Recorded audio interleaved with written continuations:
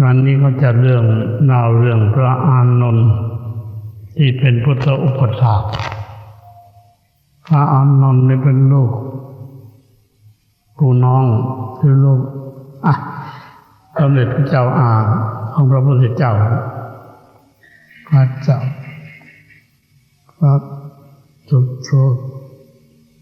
โธทนะโตทนะเกิดปีเดียวกันเป็นชาติความที่ว่าที่ได้เป็นพุทธอุปถากเพราะว่าพระอื่นที่เป็นอุปถากพระพุทธเจ้าก่อนมีลักษณะนี่บางทีตามหลังไปพระพุทธเจ้าไปเนี่ยเขาจะแวะไปทางซ้ายมือพระพุทธเจ้าตรงไปทางขวามือพระพุทธเจ้าบอกว่ามาทางนี้เลยไปทางนี้ไม่ยอมไปทางซ้ายมือพระพุทธเจ้าต้องไปองค์เดียวนี่หลายองค์ถ้าลองซ้ายถ้าซ้ายหลุดเห็นความเดือดร้อนมันจะประชุมสงฆ์คัดเลือกพุทธอุปถากกันแต่ว่านั่นน่ะท่านรักพระพุทธเจ้ามากเคารพมากรักเหมือนพ่อเหมือนแม่ที่เอาใจใส่ไม่ให้พระพุทธเจ้าเดือดร้อนเรียกว่าจะหลับจะนอนพระพุทธเจ้าต้องบรรทมแล้วตัวเองถึงจะหลับได้แล้วตื่นก็ต้องตื่นก่อนทุกสิ่งทุกอย่างต้องมัดฝังทุกฝีก้าวหมายว่าไม่เป็นตัวของตัวเองถ้าพูดถึงเป็นผู้ปฏิบัติท่านได้ทำพระโสดาแล้วท่านน่าจะบรรลุธรรมเป็นพระอรหันต์ได้นานแล้วเพราะปัญญาก็มีแต่ไม่มีเวลาที่จะนั่งปฏิบัติก็ต้องติดตามพระพุทธเจ้าอยู่เรื่อยตลอด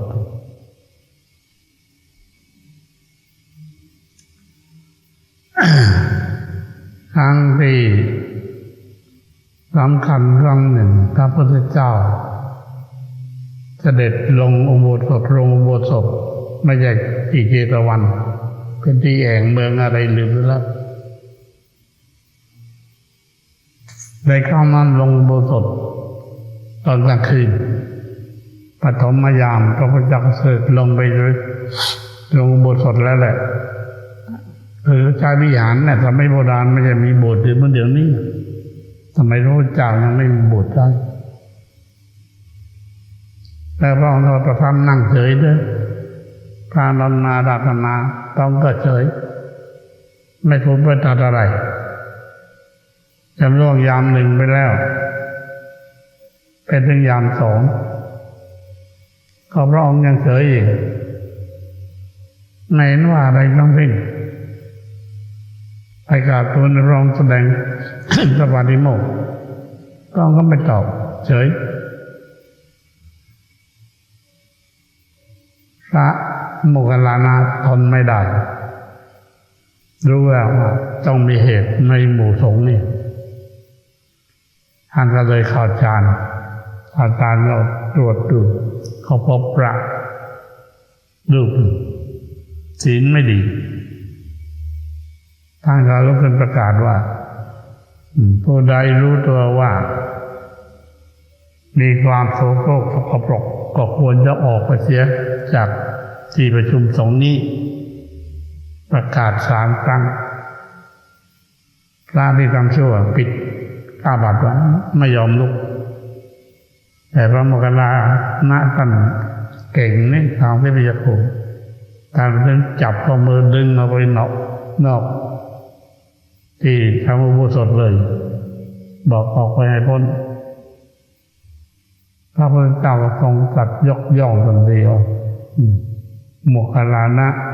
เป็นผู้ฉลาดเป็นผู้รอบคอบเป็นผู้มีความรู้เอายกย่อง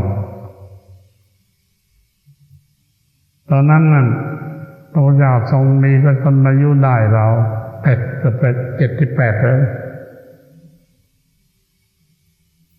ถ้าพระพุทธเจ้าก็ลงอุโบสถครั้งนั้นแล้วพระองค์ก็ตรัสว่าต่อไปพระองค์จะไม่ลงอีกแล้วอุโบสถให้ลงกันเองเพราะว่าคือพระที่เป็นอรชีมีมักแฝงอยู่เสมอคือถ้าเป็นเพียงอาบัติเดาตาบัติคืออาบัติเบาเนี่ยคงไม่กระไดนักแต่ก็ต้องล้างให้เกลี้ยงทำไมจะแสดงอาบัติทำไมไอ้นั่นไอ้อาบัติที่อย่างพระเจ้ารังเกียจมันต้องเป็นผู้อาบัติมันแสดงไม่ได้มันปิดไปแล้วก็มีครั้งหนึ่งที่เขาคิดจะขูดตอนที่พระสารีบุตรบวชใหม่ยังบรรลุธรรมเป็นพระโสดาที่ทำสุกรคาทานเหตุทีฆนาคามันเป็นหลานของพระสารีบุตรเองแหละจะตามพระสารีบุตรจนพบเป็นปริภาชกเป็นนักบวชชนิดหนึ่งไม่เป็นผู้ไม่คลายมือกำมือตลอดเวลาจนเล็บมือยาวทะลุไปหลังมือจึงเรียกว่าทีฆานาคาทีฆาแปลว่ายาวหน้าขาก็แปลว่าเล็บหน้าขาปริภาชกเล็บยาวนี่ในวันนั้นต้องสนทนาทางกติกาหน้าขาเรื่องต่างๆไม่จำกัดเรื่องภาษาในบทก็โบกยืนโบกพัดโบกเรื่อยๆฟังธรรมเรื่อยจิตหลุดพ้นจากฟังธรรมที่พระเจ้าสนทนากับทีฆนาคาหลานเป็นพระในธรรมสุกรคาทานที่ทำนี้เมื่อหลวงพ่อไปอินเดียครั้งที่แล้วเนี่ยมีศิษย์บางคนมีความสนใจอยากจะฟังธรรมหลวงพ่อก็ได้ไปแสดงธรรมที่ธรรมนั้นแต่ก่อนที่จะแสดงก็ก้มลงกราบระลึกถึงพระพุทธเจ้าก็ทำประสงค์ไว้ก่อนเราขออนุญาตเสียก่อนไม่ใช่ทำระดับระโมงตีตนเสมอไม่ใช่ที่หลังคาของถ้ำเพดานถ้ำถ้าคาไว้กว่าครึ่งถ้ำยืนไม่ได้หรอกศีรษะมันติดเพดานถ้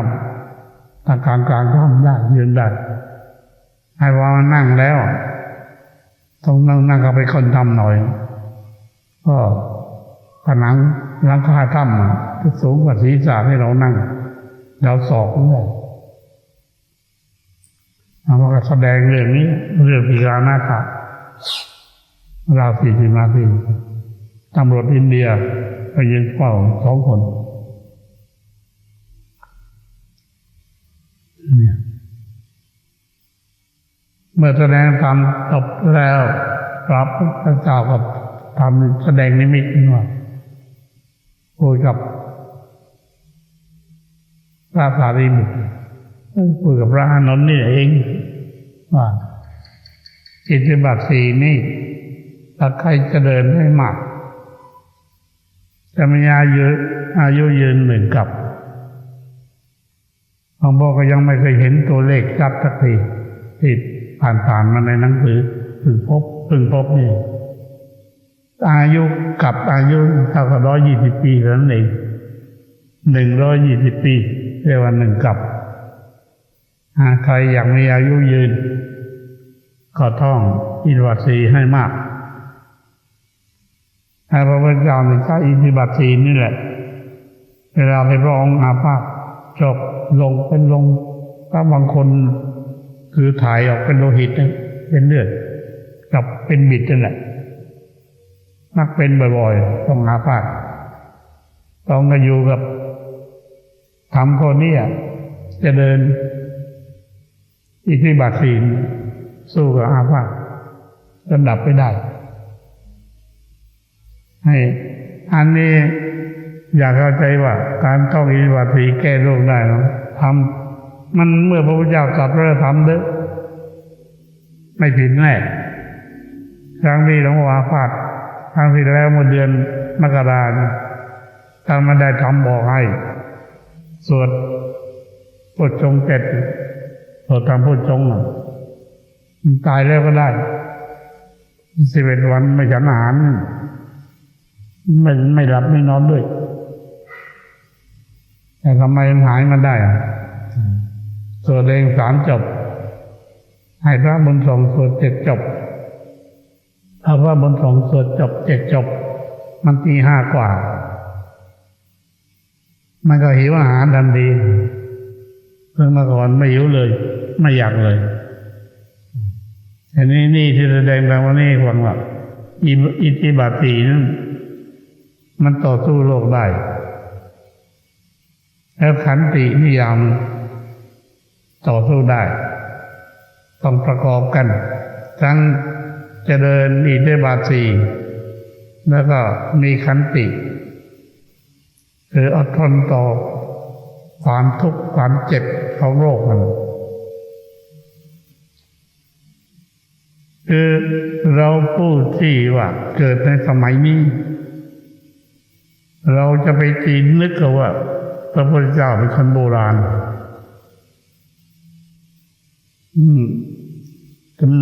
เชื่อไม่ได้ไม่ถูกเพราะเป็นพระบรมศาสดาเป็นนักปราชญ์เอกของโลกจริงใดที่ไม่จริงพระองค์ไม่กล่าวแต่เราทำไม่ถึงเองเรื่องมันหรือไม่ทำจากแต่ว่าพอรู้ว่าเจริญอิทธิบาท4อายุยืน1 กับวันนี้ว่ารักษาจบแล้วอีกปีนึงไม่ได้ว่าเลยอย่างนี้มันจะยืนได้ยังไงเดินหน้าเป็นอย่างนี้หรือว่ามันเจ็บอยู่นอนเจ็บแย่อยู่ท้องรัก20 ครั้งแล้วมันไม่หายแมวแล้วอย่างนี้ไม่พอมันต้องเอาจริงๆสู้จริงๆท้องจริงๆแล้วก็มันหายได้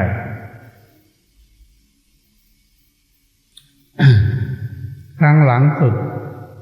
ที่พระพุทธเจ้าเสด็จจากเมือง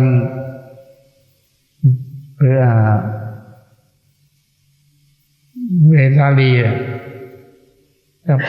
จะไปกุสินาราแล้วก็ยังไม่ถึงตอนนี้ระยะเวลาพระองค์ไปปักที่เจดีย์อะไรเจดีย์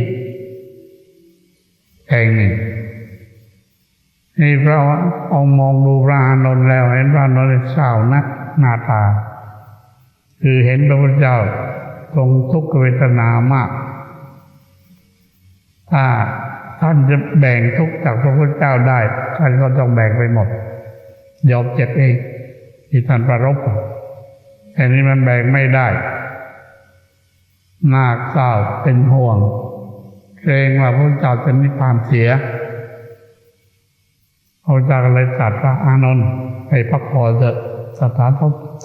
ก็จะพักผ่อนเหมือนกันอย่าโศกเศร้าใจอะไรทำตามแล้วก็เด็กไปพระองค์ก็นั่งปรารภในใจว่าต่อจากนี้ไปอีก3 เดือนเราก็จะเสด็จดับขันธ์เข้าสู่พระปรินิพพานอายุก็80 บริบูรณ์เป็นการดีแล้วพอพระองค์ปรงอายุสังขารเสร็จความอัศจรรย์ในโลกเกิดขึ้นเกิดมืดฟ้าลมฟ้าคงฝนลมพายุพัดมาฝนโปรยมาฟ้าลั่นฟ้าผ่าแผ่นดินไหวหวั่นไหวไปหมดอานนท์เห็นอยู่พอข้ามากราบทูลอาราธนาขอให้พระองค์อยู่โปรดสัตว์ต่อไปอีก เห็นแก่พระสาวกที่ยังเป็นผู้เข้ามาหาอยู่ที่มีจำนวนมากองค์ก็ตรัสว่าอานนท์เวลานี้มันทำอะไรไม่ได้เสียแล้วแหละเพราะตถาคตลงมายุสังขารแล้วก็ยังแต่จะปรินิพพานตอนนั้นที่ฟ้าดินได้ดลบันดาลให้เกิดแผ่นดินไหวฟ้าร้องฟ้าผ่าน่ะก็เพราะเหตุมี5 อย่าง 1. พระพุทธเจ้าประสูติ 2. พระพุทธเจ้าตรัสรู้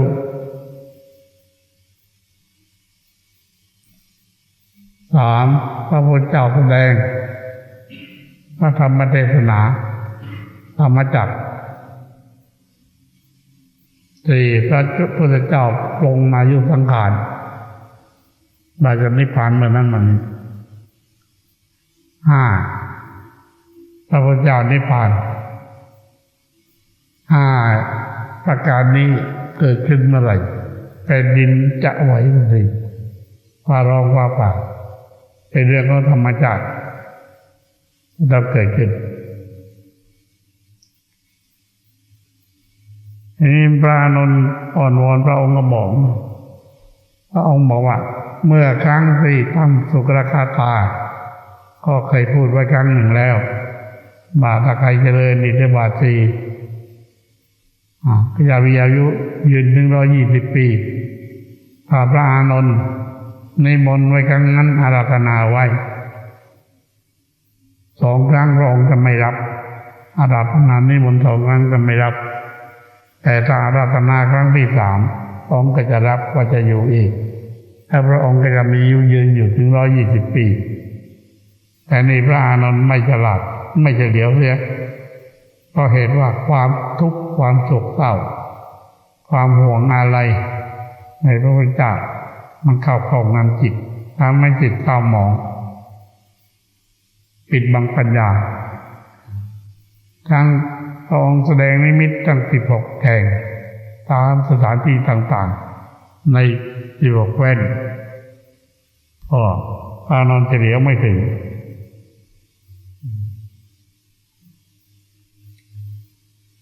นี่แหละความมหัศจรรย์ของบุญเป็นอย่างนี้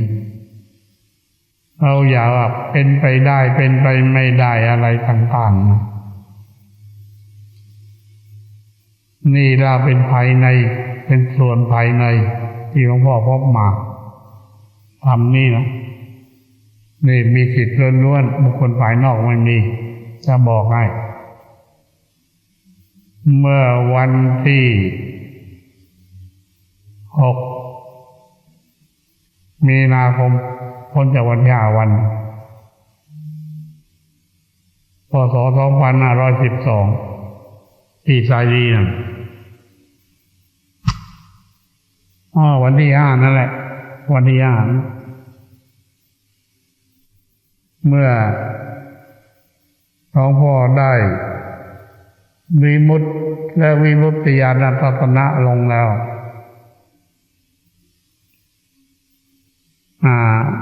เจ้าดีเขาเอากาแฟมาถวายแล้วเขาเห็นมืดฝนเขาก็รีบลงกลับไปพอ6 โมงเย็นอย่างนั้นแหละ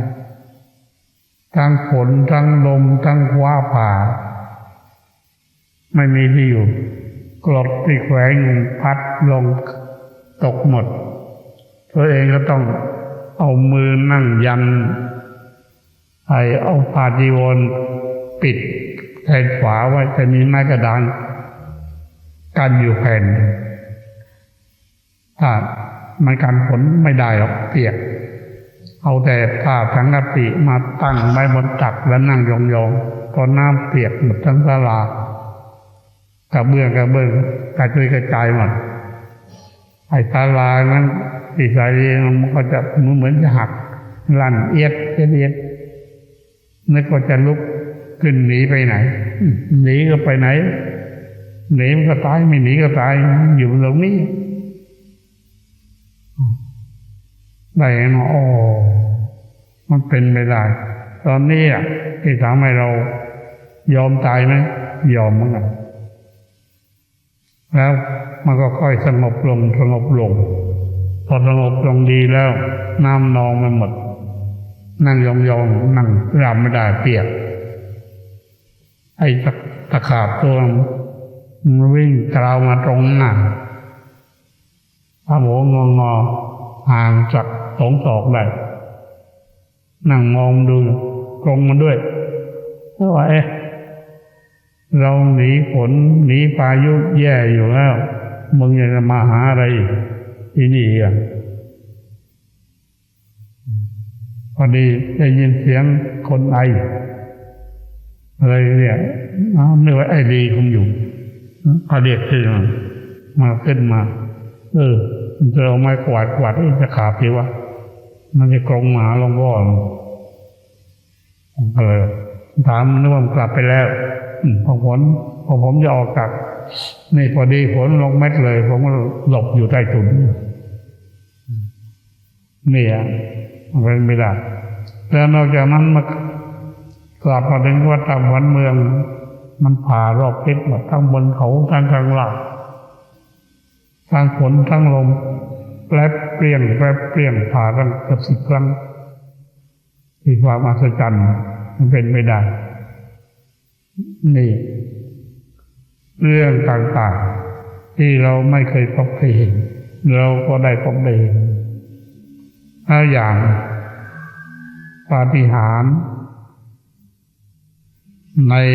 อีก 3-4 วันที่เห็นดีไปดีเป็นลำยาวสว่างสีน้ำตาลหัวนี่สีเขียวสีขาวสีเหลืองสีแดงจ้าเหมือนจรวดอะไรมาด้วยข้ามภูเขามาแล้วกรงมาในศาลาเราก็นั่งมองลีก็นั่งมองไร่ออกมาจากวัด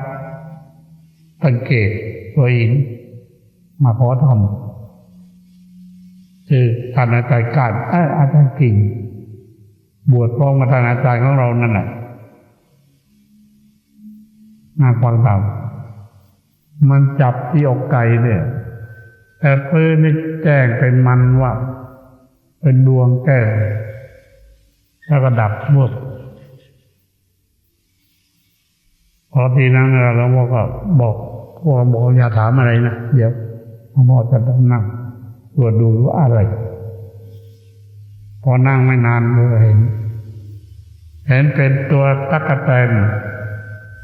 ตัวที่สีลายปีกลายตัวใหญ่อยู่หน้า